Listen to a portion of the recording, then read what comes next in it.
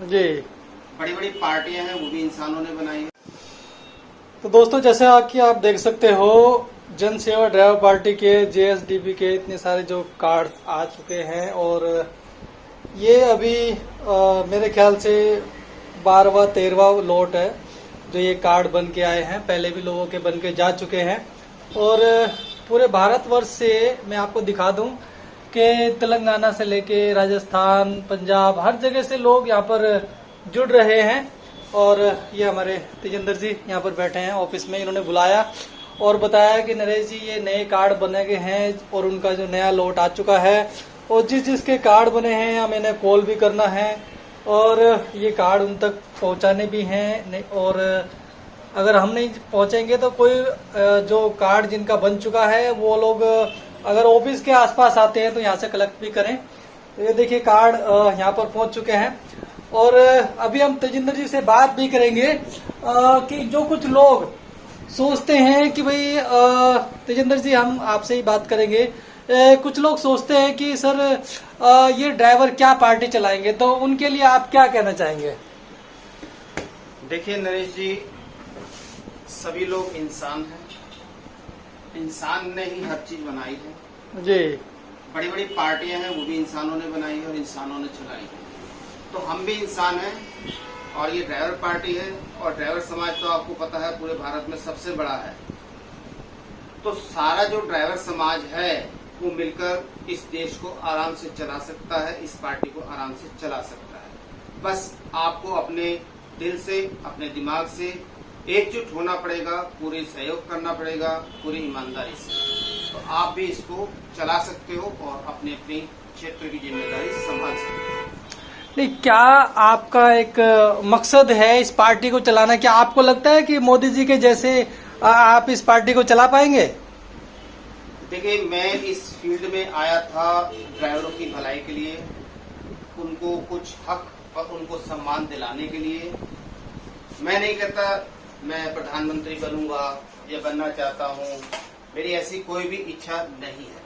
मेरी सिर्फ इतनी इच्छा है कि मैं ड्राइवर समाज के लिए कुछ अच्छा कर पाऊं और उसके लिए अगर मुझे कभी राजनीति के अंदर ज्यादा जाना भी पड़ा तो मैं ट्रांसपोर्ट डिपार्टमेंट ही चुनूंगा, क्योंकि उसी के माध्यम से मैं पूरे समाज की जो भी सड़क से जुड़ा हुआ है उनके लिए कुछ अच्छे काम कर पाऊं। इससे ज्यादा मेरी कोई इच्छा नहीं है कि मुझे सीएम बनना है या प्रधानमंत्री बनना है या एमपी बनना है, कुछ ऐसा बनना नहीं। मुझे सिर्फ वहां तक पहुंचना है जहां तक मैं ड्राइवर के लिए कुछ अच्छा कर पाऊं। फिर क्या चाहते हो आप? कैसे पूरे देश पे आपका एक कंट्रोल रहे या फिर ड्राइवरों के लिए क्या मजबूती, किस तरीके से आप चाहते हो? देखिए, अभी हमने ये सिस्टम जो बनाया है, अभी हम 7 राज्यों में अपनी जो चेन है, अपनी जो कड़ी है उसको जोड़ चुके हैं।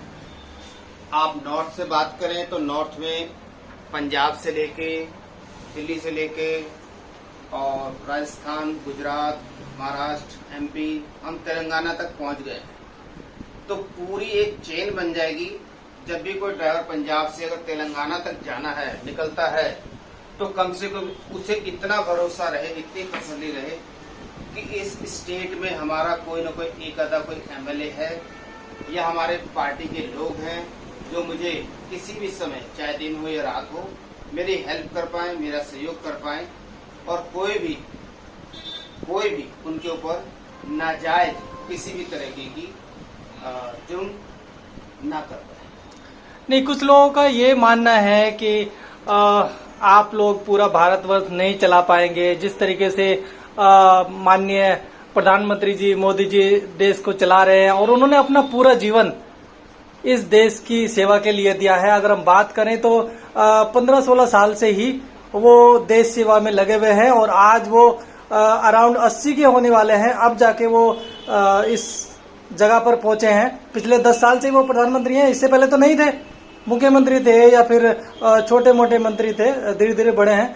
तो कहीं ना कहीं हमारे जो चालक साथी हैं उनके मन में ये रहता है कि भाई हम इनको वोट क्यों दे दें, क्योंकि पूरे वर्ल्ड में इनकी कोई छवि नहीं है या फिर ऐसा कुछ नहीं है कि भाई ये इतने मजबूत हैं कि देश को संभाल सकेंगे। तो उनको क्या आप संदेश देना चाहोगे? आपका मतलब देश को संभालना है कि ड्राइवरों को संभालना है? देखिए, मैंने अभी बताया था कि मुझे सिर्फ ड्राइवर समाज के लिए कुछ अच्छा करना है। मुझे प्रधानमंत्री नहीं बनना। मुझे सिर्फ और सिर्फ उस जगह पहुंचना जहां से मैं ड्राइवरों के लिए कोई आवाज उठाऊं तो वो आवाज सुनी जा सके। अभी उदाहरण के तौर पे हम किसी काम के लिए एग्जाम्पल, हमने अभी परमिट के लिए कमिश्नर के पास गए थे। ठीक है, उन्होंने बढ़ाया, जिसके भी कहने पे बढ़ाया, हमारे कहने पे बढ़ाया, लेकिन साइन उनके हुए, बिना उनके साइन के वो परमिट की वैल्यू नहीं थी। तो इसी प्रकार हमारे पास डेली हमारे जो ड्राइवर भाई हैं उनके कईयों के सुझाव आते हैं, कईयों की शिकायतें आती हैं कि तेजिंदर जी इस तरीके से होना चाहिए या इसको इस तरह से बदलना करना चाहिए। तो हम उस पोजीशन पे पहुंचना चाहते हैं जहां से हम कुछ बदलाव अपने ड्राइवर समाज के लिए ला पाए, उनको सम्मान दिला पाए, उनके हक और अधिकार के लिए सत्ता में जाकर जो उस समय की सरकार हो उससे लड़ पाए। सर, ड्राइवर की संख्या तो बहुत ज्यादा है और हर स्टेट में अगर एक एक एमएलए भी आपके बन गए तो पूरे भारतवर्ष पे आपकी जो है मजबूती बहुत अच्छी हो जाएगी और ड्राइवर बड़े खुशी। देखिए, ड्राइवर समाज और इससे डायरेक्ट इनडायरेक्ट जो जुड़े लोग हैं वो 22 से 25 करोड़ के बीच में हैं और जितने भी स्टेट हैं अगर उनमें एक एक दो एमएलए भी इस पार्टी से आ जाते हैं तो आप खुद सोच सकते हैं कि आप कितनी मजबूत स्थिति में होंगे। और हर स्टेट में आपके लिए कोई ना कोई ऐसा आदमी होगा जो वहां के सदन में आपके लिए, आपके हक के लिए आवाज उठा पाएगा, आपकी बात सरकार के कानों तक पहुंचा पाएगा, जो अभी तक किसी भी सरकार ने, किसी भी उनके मंत्री ने कहीं पे भी आवाज नहीं पहुंचाई है। अगर पहुंचाई होती तो इस देश को आजाद हुए आज 75-76 साल हो गए हैं, ड्राइवर समाज के लिए कुछ भी नहीं हुआ। ना तो ड्राइवर आयोग बना, ना प्रधान आयोग बना, ना उनके लिए कभी ईएसआई का सोचा गया, ना पेंशन का सोचा गया।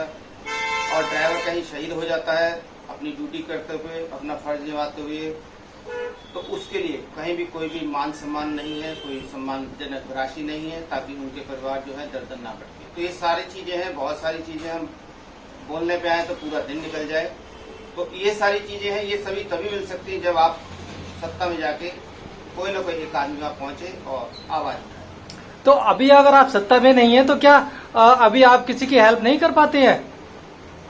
देखिए, मदद हम सड़क पे जितने लोगों की प्रयास करते हैं कर पाते हैं, लेकिन जैसे मैंने अभी आपको उदाहरण दिया ना एग्जाम्पल कि हमें अगर कुछ पास करवाना है सरकार से, तो जब तक सरकार पास नहीं करेगी वो चीज अमल में नहीं आएगी। तो वो चीज के लिए हमें उनके पास जाने पड़ेंगे और उनको बताना पड़ेगा और वो उनके विवेक के ऊपर है। अगर वो साइन करके उसको अमल में लाते हैं तभी वो चीज आपको मिलेगी, नहीं तो नहीं मिलेगी। तो हम उनके सामने पहुंच के वो आवाज, वो बात पूरे हक के साथ रखना चाहते हैं। अभी हम आवाज रखते हैं, अपनी बात रखते हैं, वो सुनते हैं। अगर उनको जायज लगती है या उनका विवेक के ऊपर जैसे मैंने कहा तो वो पूरी करते हैं, नहीं तो मना करते हैं। तो ऐसी सारी बहुत सारी चीजें हैं, क्योंकि देखो ऐसा नहीं है कि हम 100% हर जगह पूरे हों। कभी कभी कहीं ना कहीं 1-2 पॉइंट ऐसे भी आते हैं जो नहीं माने जाते। बाकी अभी तक तो मुझे ये कहने में शायद बड़ाई नहीं करनी चाहिए, ये ड्राइवर समाज खुद बता देगा कि कितने लोगों की हम मदद कर चुके हैं। जी, अगर बात करें अभी दिल्ली एनसीआर में तो एक ही मुद्दा सबसे ज्यादा गरमाया हुआ है, वो है ओला उबर के रेट का। आज के टाइम पर ओला उबर नो प्रॉफिट नो लॉस पे गाड़ी चलवा रही है और ड्राइवर भी कहीं ना कहीं बहुत ज्यादा मजबूर है। नॉन एसी में गाड़ी अभी चला रहे हैं, हम भी अभी एक गाड़ी में आए हैं तो ड्राइवर ने मना कर दिया कि भैया एसी वैसी तो बिल्कुल नहीं चलेगा, क्योंकि नॉन एसी में ही हमें नो प्रॉफिट नो लॉस है और अगर एसी भी चला दिए तो हमारी जेब से ही पैसा जा रहा है। देखिए, मैंने इसका अभी 4-5 दिन पहले फेसबुक में आया था, मैंने बोला था कि 1 से 15 अप्रैल तक जितने भी विदेशी कंपनियां हैं उनका आप बायकाट करें, जो भारतीय कंपनियां उनमें चलाएं। और हमारी ऑलरेडी बातचीत चल रही है दिल्ली सरकार से। जो एनसीआर परमिट की गाड़ियां हैं उनका किराया बढ़ना था, जो उनका फेयर है, लेकिन किसी वजह से नहीं बढ़ पाया तो उसके लिए फाइल चली हुई है, जल्दी उस पर कुछ न कुछ कार्रवाई होगी।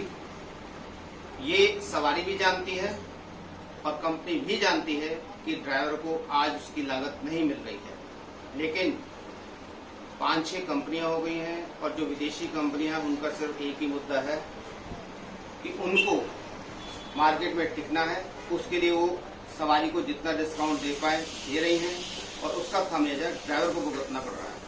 और ड्राइवर इसलिए मजबूर है क्योंकि उनकी गाड़ियां किस्तों पे है, उनको किस्तें हर हाल बैंक को देनी है, नहीं तो बैंक गाड़ी खींच लेगा तो उनके घर का चूल्हा चौका जो चल रहा है वो भी बंद हो जाएगा। उनके बच्चे जो हैं वो भूख से बिलबिलाएंगे, ड्राइवर भाई सड़क पे आ जाएंगे। इसीलिए वो मजबूरी में जो भी रेट मिल रहा है वो चलाने को मजबूर है। तो हम सरकार से भी अपील कर रहे हैं कि भाई आप खुद देखो कि जो किराया आज से 11-12 साल पहले था आज भी वही है। सीएनजी और महंगाई की बात करें तो 3 से 4 गुना बढ़ गई है। मेंटेनेंस हर चीज की बढ़ गई है, लेकिन किराया हर रोज कम से कम होता जा रहा है। तो सरकार को भी इस पे सोचना पड़ेगा। नहीं तो सर, ये तो आप भी बहुत अच्छी तरीके से जानते हैं कि आज के टाइम पर अपील करने से कुछ होता ही नहीं है। जैसे कि आपने भी पहले भी कितनी बार बोला हम इस चीज के लिए अप्लाई कर रहे हैं, हम उस चीज के लिए अपील कर रहे हैं। माननीय केजरीवाल साहब से मिल रहे हैं, कभी नितिन गडकरी जी से मिल रहे हैं, कभी कैलाश गहलोत जी से मिल रहे हैं, कभी ट्रांसपोर्ट कमिश्नर से मिल रहे हैं। आप मिलते रहते हैं, लेकिन ठोस कदम आपने जो चालकों के लिए क्या उठाया? देखिए, अभी मैंने आपको बात बताई थी कि जब तक आपकी कलम में ताकत नहीं आएगी तब तक वो बात आप अपनी मर्जी से पूरी नहीं कर सकते। सर, ये तो वही वाली बात हो गई। दिल्ली सरकार और केंद्र सरकार जी, आपको पता है कि उनके बीच में क्या बवाल चल रहा है। बिल्कुल, फाइल इधर से इधर हो रही है, कोई उसको अप्रूव नहीं कर रहा। हमारे जो 1RT की किराए की फाइल है, आज उसको 9 महीने हो गए हैं। वो फाइल जो है दफ्तरों में घूम रही है, लेकिन अभी तक उस फाइल के ऊपर फाइनल कार्रवाई नहीं हुई है। कमिश्नर से मिले हम, डिप्टी कमिश्नर से मिले, MLO से मिले, सबने बोला जी आपकी फाइल चली हुई है, कंप्यूटर में दर्ज है। उन्होंने मुझे दिखा भी दी, लेकिन आखिर में बात क्या है कि जब तक उसके ऊपर साइन होकर नोटिफिकेशन जारी नहीं होगा तब तक किराया नहीं मिलेगा। साइन कौन करेंगे? साइन उसके ऊपर जो है स्पेशल जो कमिश्नर है उनके आखिरी साइन होते हैं, वो साइन होकर तब वो एप्लीकेबल होगा। तो उनको कौन बताएगा साइन करने के लिए? मेरी ऑलरेडी उनसे 2 बार मीटिंग हो चुकी है और अभी मेरी पिछले महीने मीटिंग हुई थी, तो उन्होंने आश्वासन दिया था कि आपके जो किराए के ऊपर जो फाइल है वो ऑलरेडी चली हुई है। अब मैं आपको बताऊं कि 3 या 4 महीने तो बुराड़ी में MLO ढंग से नहीं रहे, वो छुट्टी पे रहे, कभी बीमार रहे। आपने सुना होगा बीच में वहाँ पे CBI की रेड भी पड़ी थी धांधली को लेके। तो 4-5 महीने फाइल तो हमारी एक टेबल पे ही पड़ी रही। मैं खुद बुराड़ी गया था, वहाँ पे मैं देख के आया, मुझे MLO ने फाइल दिखाई, ये देखिए 4-5 महीने से स्टाफ जो है हमारा कोई टिक नहीं रहा है, इसीलिए फाइल का मूवमेंट कुछ भी नहीं। तो अभी तो दिल्ली में दिल्ली सरकार थी, केजरीवाल साहब तो अभी 2 दिन से ही उधर पुलिस प्रशासन के अंडर हैं, अदरवाइज तो वो बाहर ही थे। तो उन्होंने कुछ नहीं किया, उनको नहीं मालूम है कि अथॉरिटी में क्या हो रहा है। महीनों तक MLO नहीं आ रहे हैं। ड्राइवर समाज को वो भुला चुके हैं, उसी ड्राइवर समाज को जिसके कंधे में बैठ के सीएम की कुर्सी में बैठे। तो कहीं ना कहीं आज जो उनके साथ हो रहा है उसमें कहीं ना कहीं ड्राइवरों की हाई भी लगी हुई है, क्योंकि उन्होंने वादे तो बहुत किए लेकिन ड्राइवर समाज से कोई भी वादा पूरा नहीं किया। कुल मिलाकर ड्राइवर समाज को इस्तेमाल किया, बिल्कुल इस्तेमाल किया है। मैंने बताया ना, उनके कंधे पे पैर रख के, उनकी गाड़ियों में घूम के और प्रचार प्रसार में उनका इस्तेमाल करके और वो सीएम बन गए। और उसी ड्राइवर समाज को जब कोविड आया था तो 5-5 हजार के लिए उनके कागज वेरीफाई कराए गए और पता नहीं क्या क्या चीजें मांगी गई, बैच तक मांगे गए, वही बैच जो जिसके बिना गाड़ी नहीं चलती है। और आपकी वाली बात ओला उबर वाली, उसमें बीच में मिक्स कर रहा हूँ कि आज ओला उबर में जितने ड्राइवर चल रहे हैं सब प्राइवेट लाइसेंस पे चल रहे हैं, किसी के पास बैच नहीं है। कानूनन टैक्सी चलाने के लिए चाहे आपका लाइसेंस प्राइवेट हो, आपको बैच कंपलसरी है, लेकिन सब चल रहा है। और इसके बीच में आपको बता दूं एक बहुत अहम चीज कि जो एग्रीगेटर पॉलिसी इन्होंने पास की थी और उसमें लिखा था, हवाला दिया था कि 90 दिन के अंदर इन कंपनियों को एप्लीकेबल होना पड़ेगा, उसका लाइसेंस लेना पड़ेगा, तभी वो चल पाएंगी। आज 4 महीने हो गए हैं, 90 दिन की बजाय 120 दिन हो गए हैं, लेकिन इन कंपनी ने अभी भी लाइसेंस नहीं लिए हैं दिल्ली सरकार से। तो आप खुद सोचो कि ये दिल्ली में कैसे सर्विस दे रही हैं, और सर्विस भी उन गाड़ियों पे दे रही हैं जो एग्रीगेटेड पॉलिसी के अंदर चल ही नहीं सकती हैं, पॉइंट टू पॉइंट सर्विस दे ही नहीं सकती हैं। ये सरकार के साथ साथ ये ड्राइवर समाज के साथ भी ये विदेशी कंपनियां धोखा कर रही हैं। नहीं तो जो पॉलिसी लागू होने के 4 महीने बाद तक भी कंपनियों ने अगर लाइसेंस नहीं लिया है तो आप सीधे सीधे दिल्ली सरकार को दोषी ठहरा रहे हो। बिल्कुल दिल्ली सरकार की कमी है कि बिना लाइसेंस लिए वो इन कंपनियों को दिल्ली के अंदर क्यों चल रही है। नहीं तो उन्होंने तो अपना नियम लागू कर दिया, अब तो गलती तो कंपनी की है ना। नियम बनाना जी और नियम लागू करवाना जी दोनों सरकार की जिम्मेदारी है। आपने नियम बना दिया, उस नियम पे कंपनी चल रही है कि नहीं चल रही, ये भी सरकार की ही जिम्मेदारी है। नई एग्रीगेटर पॉलिसी लागू होने के 4 महीने बाद भी ओला और उबर जैसी कंपनियों ने कोई लाइसेंस नहीं लिया। इनफैक्ट और बहुत सारी कंपनियां जैसे इनड्राइवर है और रैपिडो वगैरह है, हमें नाम नहीं लेना चाहिए, लेकिन अगर गलत है तो नाम लेने में कोई बुराई भी नहीं है। सिंपल आपको क्या बोला कि सबसे पहले पूरा ड्राइवर समाज, जहाँ तक ये वीडियो जा रही है जहाँ तक आप शेयर कर सकते हैं, सबसे पहले तो विदेशी कंपनियों को बायकॉट करें, क्योंकि आप भारतीय हैं। आपको आज पैसे के लिए, किराए के लिए मोहताज होना पड़ रहा है, तो कहीं ना कहीं आपकी कमी है। आप अपने आप को संगठित करो और अपने भारतीय इकोनॉमी को भारत में रहने दो, ताकि हमारा भारत देश मजबूत हो पाए। और हर भारतीय ड्राइवर को इस चीज को समझना पड़ेगा और भारतीय कंपनी को मजबूत करना पड़ेगा। ये विदेशी कंपनी आपको लूट भी रही है और उस लूट का पैसा अपने देश में बेच के भारत को कमजोर भी कर रही है इकोनॉमी। तो आपको ड्राइवर के साथ साथ एक देशभक्त भी होना पड़ेगा और भारतीय कंपनियों को आगे लाना पड़ेगा, इन विदेशी कंपनियों का बायकॉट करना पड़ेगा। तो क्या कहना चाहेंगे आप नए अपने चालक साथियों से कि जैसे कि हम देख रहे हैं यहाँ पर काफी साथी आपसे जुड़े हुए हैं। और देखिए अभी जैसे मैंने बताया था, अब मेरे इसमें जो है जो दिल्ली के हैं वो तो ऑफिस से ले जा रहे हैं। जी जी जी, लेकिन जो बाहर से हैं, बाकी जो बच गए हैं जो है देखिए झारखंड से है, महाराष्ट्र से है, तेलंगाना से है, आंध्र प्रदेश से है, करीब 22 राज्यों से ड्राइवर समाज हमसे जुड़ चुका है। और आपकी जानकारी के लिए बताऊं, एक सदस्य अभी हमारा जुड़ा है अंडमान निकोबार द्वीप से। माय गॉड, काफी दूर है।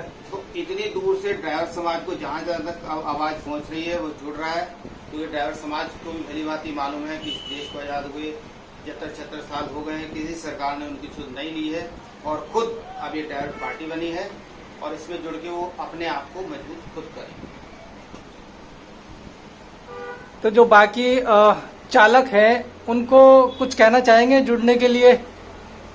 बिल्कुल, आप अपने अपने राज्य से जुड़ें। जुड़ना बहुत आसान है और जुड़ने का आपका कोई भी ऐसा नहीं कि आपको 1500 कुछ देना पड़े।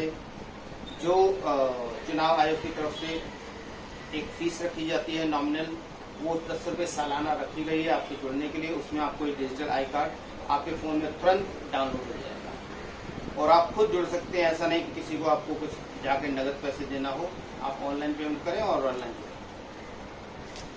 जी, तो दोस्तों अभी हम लोग जनसेवा ड्राइवर पार्टी के ऑफिस में हो, जैसे कि आप देख रहे हैं तेजिंदर जी आज हमारे साथ हैं और यही देखने के लिए हम लोग आए थे कि कैसे कैसे लोग जो हैं इन पार्टी से जुड़ रहे हैं।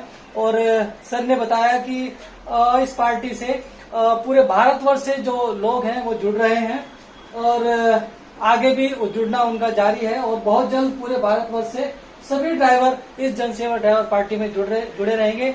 और उन्होंने ये भी बताया कि हमारा मकसद ये नहीं है कि हम देश चलाएं या फिर हम प्रधानमंत्री बने।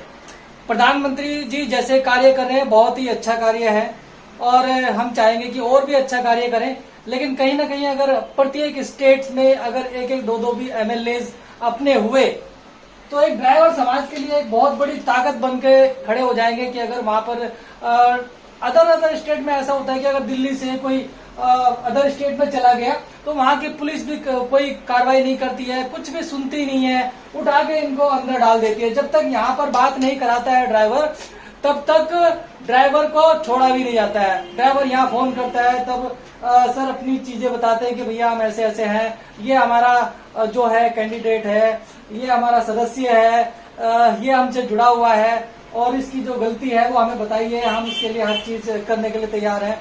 और जब उनका पूरा परिचय दिया जाता है तब कहीं जाकर उस ड्राइवर को छोड़ा जाता है। तो ये चाहते हैं कि अपने अपने हर स्टेट में अगर एक एमएलए होगा या फिर कोई भी वहां का प्रतिनिधि होगा तो फिर वो वहीं के वहीं उस बात का निपटारा कर लेगा और यहाँ तक दिल्ली तक बात नहीं पहुंच पाएगी और वहीं पर काम हो जाएगा।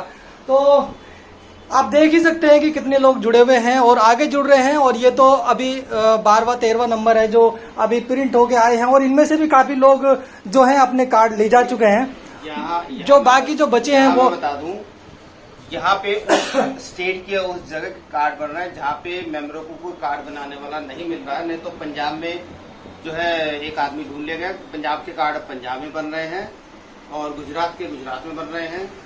यहाँ से तेलंगाना और आंध्रा और झारखंड जहाँ पे मतलब लोगों को कोई अच्छा आदमी नहीं, प्रिंटर वगैरह नहीं मिल रहा है, जो सस्ते में बना दे, क्योंकि हमें कॉस्ट कटिंग भी करनी है जी। तो हम दिल्ली में जितने भी कार्ड हैं, जिसमें बताया था कि 10 रुपए आपका चुनाव आयोग से जुड़ने के लिए जो फीस रखी गई है मिनिमम 10 रुपए है। उसके अलावा इस कार्ड की, इस पूरे कार्ड की जो कीमत है बनने के बाद वो मात्र 50 रुपए है। जो हमें लग रही है वही हम अपने मेंबरों से ले रहे हैं। अगर पूरा स्ट्रिप्स के साथ में नहीं, ये पूरा कंप्लीट है ये। और मैं तो कहूँ अगर किसी और संगठन को भी अपने आई कार्ड बनवाने हैं ऐसे पूरी डोरी प्रिंट करवा के उसका कवर में, तो उसको भी हम same to same cost to cost 50 में बनवा के दे देंगे, चाहे वो किसी भी संगठन एसोसिएशन का मेंबर हो जी, ताकि सभी की कॉस्ट कटिंग हो, सभी को कुछ ना कुछ बचत आ पाए। क्योंकि आज जो मेन मुद्दा ड्राइवर का है वो इनकम बढ़ाना है और कॉस्ट कटिंग कम करना है। चलिए सर, धन्यवाद।